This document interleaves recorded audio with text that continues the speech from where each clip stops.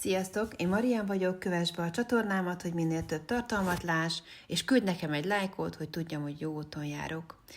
Most készítsük el együtt ezt a szilvás gombócot, amit én még a Didi mamámtól tanultam.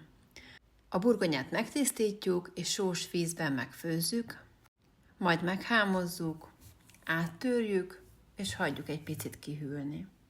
De amíg én meghámoztam ezt a mennyiséget, addig szépen ki is hűlt. Itt látjátok, hogy ezek az eszközök, amik ugye itt vannak az asztalon, ezek engem mindig a Dédi mamára emlékeztetnek. Ugyanebben a Weilingban készítette el a szilvás gombócot. A deszka már nem az, de ugyanilyen deszkán dolgozott ő is, és ezzel a krumplinyomóval dolgozott. Itt benne volt a liszt, tettem rá 5 tojást, rátörtem a burgonyát, tettem bele sót, zsírt, és jól összedolgoztam a tésztát.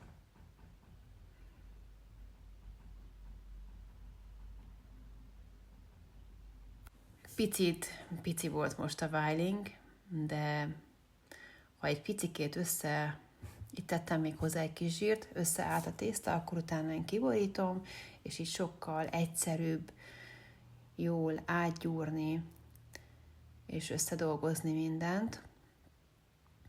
Én nagyobb adagot szoktam készíteni, ha a gyerekek nagyon szeretik a szilvás gombócot, viszont nem sok, de azért van vele dolog, és én ilyenkor inkább nagyobb adagot készítek, és a betöltött szilvás gombócokat, de azt látni fogjátok majd a videón, szépen tálcára teszem, és úgy, ahogy tálcám van, befagyasztom, és amikor megfagytak a szilvás gombócok, akkor be tudom őket zacskózni, és később nagyon gyorsan el tudsz akkor készíteni egy szilvás gombócot, ugye ez a gyúrás az elején, meg ez a betöltés, ugye akkor már nem lesz ott, és így magadnak tudsz készíteni mindenmentes, tiszta,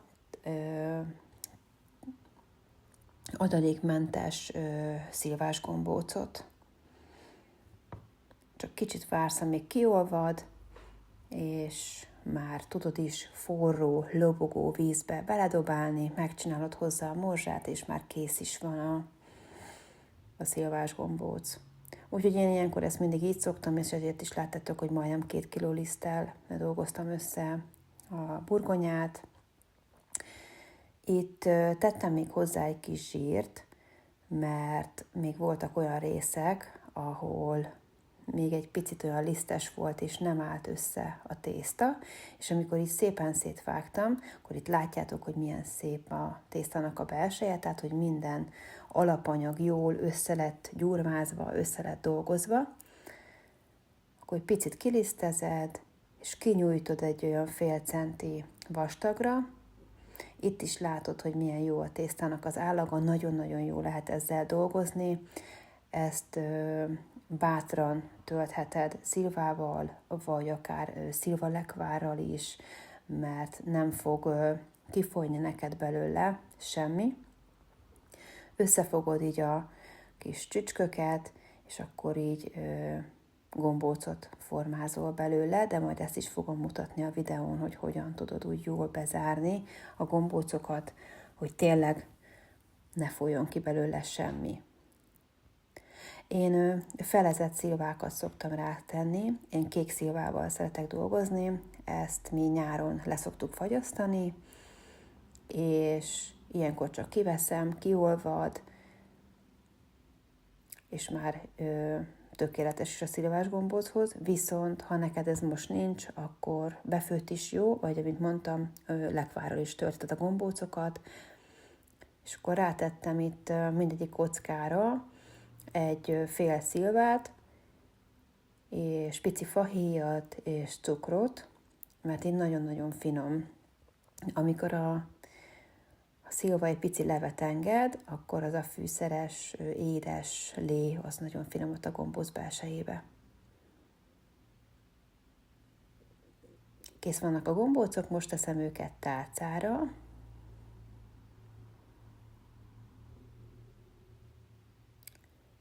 És akkor jön a második adag, ugyanúgy picit lisztezd ki a deszkát, fél centi vastagságúra nyújts ki a tésztádat, és utána oszd fel, hogy úgy aránylag egyforma négyzetek jöjjenek ki belőle.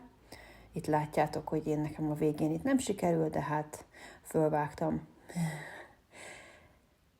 3 hosszú kis csíkra, és akkor csináltam belőle egy kockát. Ugye szépen, ha összenyomod, összeáll a tészta, és gyönyörűen lehet vele dolgozni, tehát ez nagyon-nagyon jó tészta.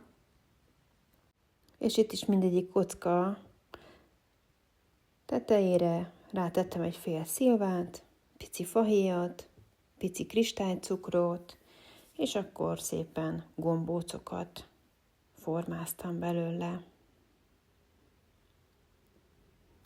Nekem a szilvás gombóc készítés mindig visszaemlékezés egy picit gyerekkoromra.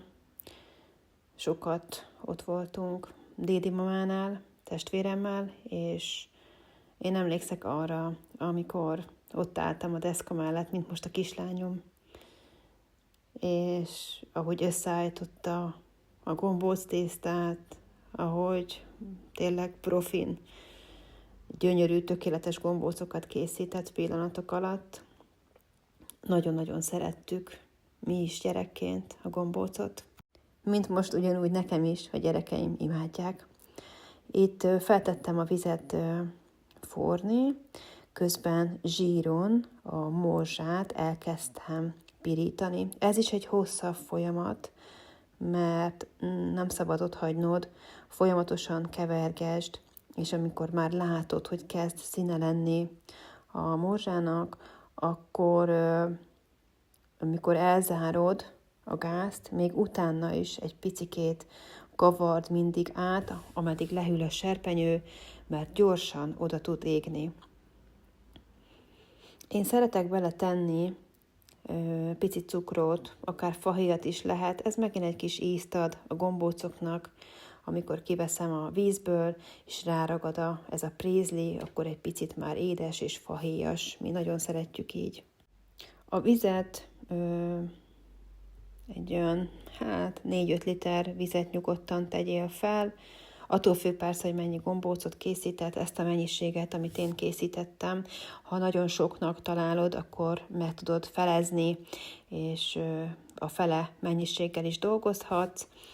De fontos, hogy a víz az tényleg lubogjon, és csak akkor tedd bele a gombócokat. Közben lehet látni, hogy kezd színe lenni a morzsának is.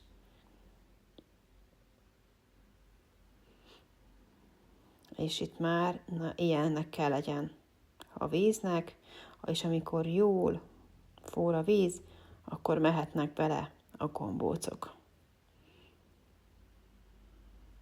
Hát én egy olyan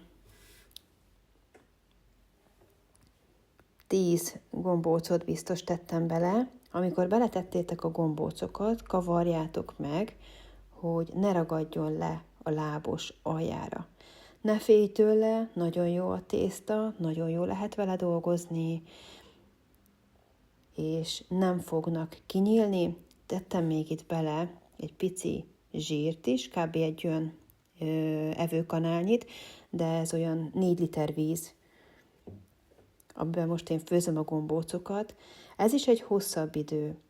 Figyelj arra, hogy mindig forjon a víz, tehát hogy ne csökkenjen le a hőmérséklet, tehát hogy rendesen nagy lángon forjon a víz, és csak akkor vedd ki a gombócokat, amikor már feljöttek a víz tetejére, mert akkor már készen van és megfőttek.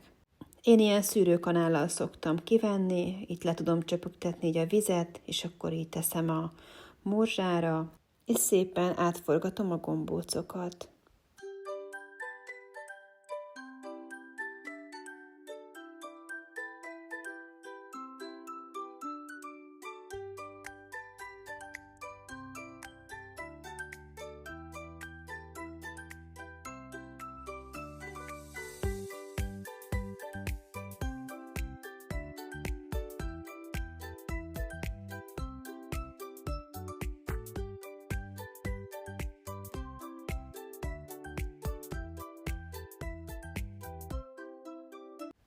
és ameddig én főzöm a gombócokat, addig ugye a kislányom meg tölti őket most már be.